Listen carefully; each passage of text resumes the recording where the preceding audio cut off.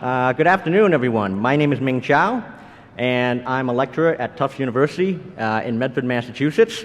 And I am here to talk about HTML5, breaking, abusing, and hacking HTML5. Just for my curiosity here, raise your hand if you have worked with HTML5 in some capacity already. Okay, so it's a good number of hands, okay? There's a good number of hands up, and shouldn't be a surprise why, right now there's such a big push for websites and web applications to go down the road of HTML5, and that's because a lot of devices, we don't have a lot of those new devices, tablets, iPhones, iPads, they don't have Flash. And the other thing is, of course, the browser has gotten really powerful. The other thing is, how many people here know JavaScript? Because I'm going to do a lot of demonstration, okay, a lot of code example. Great, excellent. Okay, so just a little intro background material. What is HTML5? Well, it's very much like HTML. Okay, it's going to be the next standard, the next revision of HTML, the markup language. But one of the things that you got to understand about HTML5 is just not the markup language. It's really a stack of technology. HTML5 is really dependent on not only dependent on the HTML, the markup language, but also presentation by way of CSS, and also a lot of JavaScript, interaction with content. The cool thing is, I'm not going to talk particularly much on server-side stuff. It makes no sense anyway. But you're close enough using HTML5 as a full-fledged development environment. There is one caveat that you got to know about HTML5. It's still work in target. It's still work in progress. Is that some of the stuff today that I'm going to talk about may change tomorrow. That's, just watch out. Who knows when the standard will be finalized. And of course, this backing from Google, Microsoft is get pushed very heavily with Office and with the next version of IE. Now, not only is HTML5 work in progress, different browsers have different standards, and right now the companies are like Google, Microsoft, everyone doing their own thing. So one of the drawbacks of using HTML5 right now, there's so many incompatibilities. Case in point is going to be video, which I'll show you in a few moments. All right? But to check what your browser can support and do, you really want to go to html5test.com, and it will render a score on your browser, see how compatible, like what features your browser, the HTML5 features your browser can use, okay? The other thing to also keep in mind is there's still going to be people who are going to be using IE6, IE7, older versions of Firefox, that's not going to change, but a lot of the HTML5 syntax, when it is going to be, rendered on the browser, it's still going to render, but all the real cool stuff, they're not going to be, they're just not going to be rendered. Okay. So here's just a quick summary on what's in and what's out in HTML5. Whole bunch of what's in? A bunch of new tags: video, audio. There's also semantic tags for semantic stuff such as article, footer, and nav. Back in the days, and still we do this a lot of people use div ID equals nav, or div ID equals footer, or div ID equals header. So the nice thing is, one of the standards now is, why don't we just, instead of doing div tag, we just have article tags. I know that in Chrome I can't get too much working with the article and the footer tags. There's a lot of new attributes, for example, for pattern recognition in form fields. There are also new media events, for example, time update when you want to play a video from 1 second to 2 seconds. Geolocation, that feature that, your browser prompts you to, do you want to use your location, does this page want to use your location, do you want to, give permission? I'm sure a lot of people have seen that. That's part of HTML5. Okay, and of course, client-side storage, which is becoming like the next vector for abuse. What's out? Font and center tag. Anything that's presentation-based. Font, center, align, border. All right. Those are quote unquote no longer supported, like quote unquote no longer supported in the HTML5 standard. Why? You know, HTML for content generation was never ever meant for styling purposes. So they're forcing you now to have all that stuff in CSS. Even applet is quote unquote not supported. By not supported means if you try to validate your page in the official W3C validator, you'll get a lot of not only warning but error messages, and they'll yell at you. Okay? Applets. And old special effects such as, remember the marquee? All right? Good times. Background sound, you know, those are no longer supported. And this one last guy right here, the no script tag. All right? The no script tag. I have a snort ball here. Can someone tell me what the purpose of the no script tag is? And why do you think it's no longer supported in the HTML5 standard? Okay, I'm going to throw it over there. Someone catch it. All right? Now I want to do a few quick demonstrations that illustrate the power of HTML5. Okay? I'm going to do an example on, first of all, a couple of video captioning examples, and if I have time, I'll also do geolocation as well. Hopefully this thing will work. Hello? Okay? Now this was an example. This was a video that was built by a high school student, Rachel Solmonte. She's taking my summer class right now at Tufts, and she did a video called Double Rainbow. And unfortunately, you know, I'm just going to play. I think the screen resolution is a little bit, but, you know.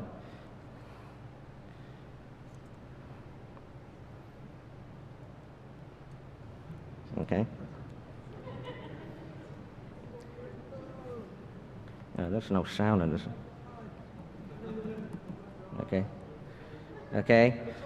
This actually, I don't know what happened to sound, but there's a song that plays in the background. But yeah, it's very much like if you just can imagine if there's sound playing, it's karaoke. No plugin necessary. Okay. No plugin necessary to generate this stuff. Okay. And you got SpongeBob. Let's go back. All right. And this is actually one of my favorites. This was in my web programming class. I had the students, you know, build a video caption. And this, a great student, a very good student of mine, built a video that took advantage of Failblog. Again, no plugin necessary.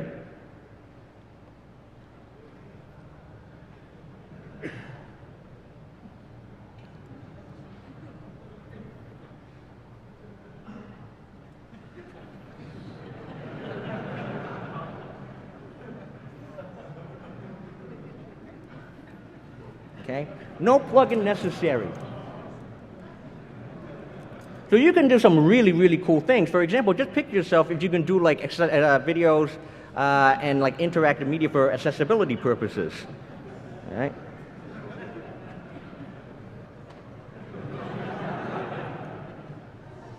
Now here's the catch, just to illustrate the problem with HTML5. This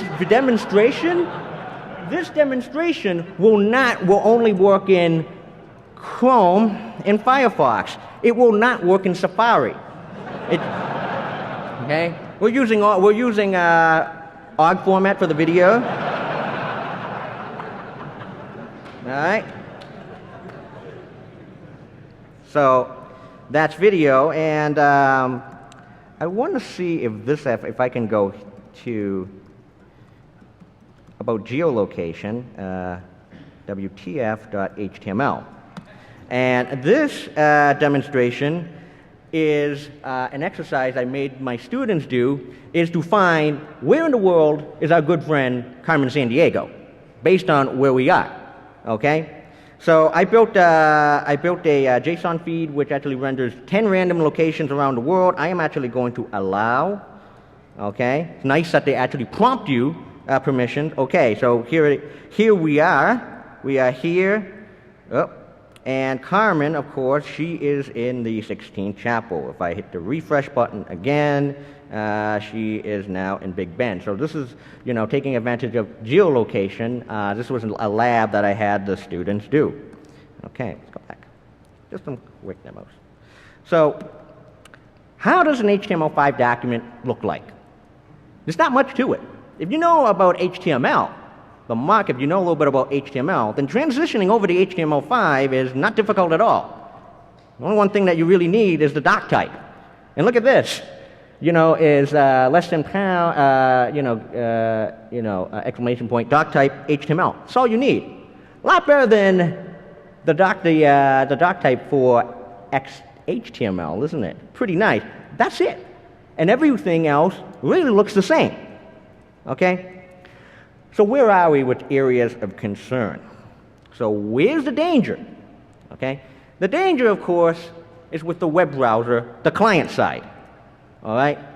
Now, because HTML5 can do so much, you can now see the complexity, you can understand the complexity of a web browser. All right? You can do so much stuff, including like client side, like offline storage. Okay?